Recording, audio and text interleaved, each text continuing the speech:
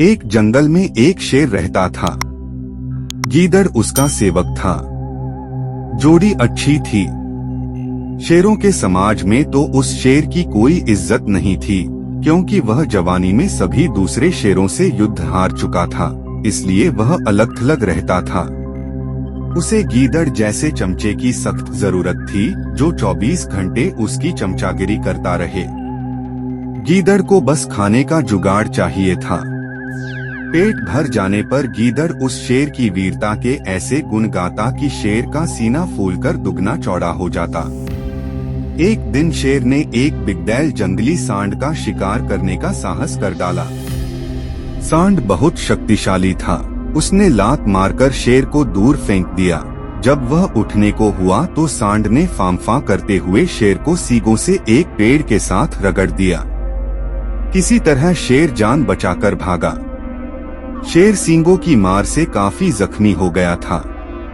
कई दिन बीते, परंतु शेर के जख्म ठीक होने का नाम नहीं ले रहे थे। ऐसी हालत में वह शिकार नहीं कर सकता था। स्वयं शिकार करना गीदड़ के बस का नहीं था। दोनों के भूखों मरने की नौबत आ गई। शेर को यह भी भय था कि खाने का जुगाड़ समाप्त होने के कारण गीदड़ उसका साथ न छोड़ जाए। शेर ने एक दिन उसे सुझाया, देख, जख्मों के कारण मैं दौड़ नहीं सकता। शिकार कैसे करूं? तू जाकर किसी बेवकूफ से जानवर को बातों में फंसाकर यहाँ ला। मैं उस झाड़ी में छिपा रहूंगा। गीदड़ को भी शेर की बात जंच गई। वह किसी मूर्ख जानवर की तलाश में घूमता घूमता एक कस्बे के बाहर नदी घाट पर पहुंचा। वहां उसे एक मरियल सा गधा घास पर मुंह मारता नजर आया। वह शक्ल से ही बेवकूफ लग रहा था। गीदड़ गधे के निकट जाकर बोला, पानी लागू चाचा। बहुत कमजोर हो आए हो, क्या बात है?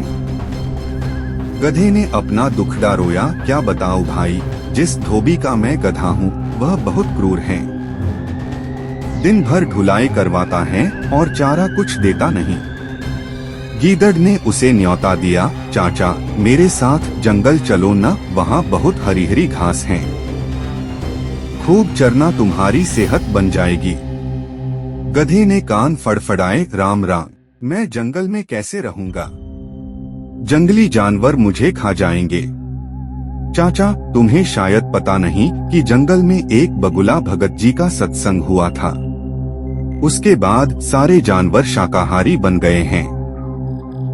अब कोई किसी को नहीं खाता। गीदड़ बोला और कान के पास मुंह ले जाकर दाना फेंका। चाचू, पास के कस्बे से बेचारी गधी भी अपने धोबी मालिक के अत्याचारों से तंग आकर जंगल में आ गई थी। वहाँ हरी हरी घास खाकर वह खूब लहरा गई है। तुम उसके साथ घर बसा लेना। गधे के दिमाग पर हरी हरी घास और घर बसाने के सुनहरे सपने छाने लगे। वह गीदड़ के साथ जंगल की ओर चल दिया। जंगल में गीदड़ गधे को उसी झाड़ी के पास ले गया जिसमें शेर छिपा बैठा था। इससे पहले कि शेर पंजा मारता, गधे को झाड़ी में शेर की नीली बत्तियों की तरह चमकती आंखें नजर आ गईं।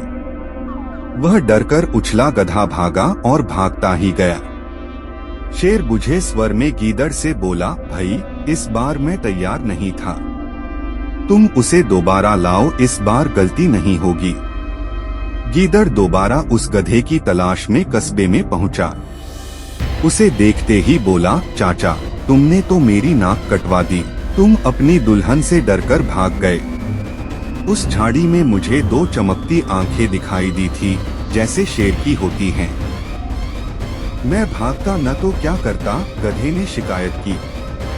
गीदड़ झूठ मूठ माथा पीटकर बोला, चाचा ओ चाचा, तुम भी निरे मूर्ख हो। उस झाड़ी में तुम्हारी दुल्हन थी। जाने कितने जन्मों से वह तुम्हारी राह देख रही थी। तुम्हें देखकर उसकी आंखें चमक उठी तो तुमने उसे शेर समझ लिया। गधा बहुत लज्जित हुआ। गीदड़ की चाल भरी बातें ही ऐसी थी। गधा फिर उसके साथ चल पड़ा। जंगल में झाड़ी के पास पहुंचते ही शेर ने नुकीले पंजों से उसे मार गिराया। इस प्रकार शेर व गीदड़ का भोजन जुटा।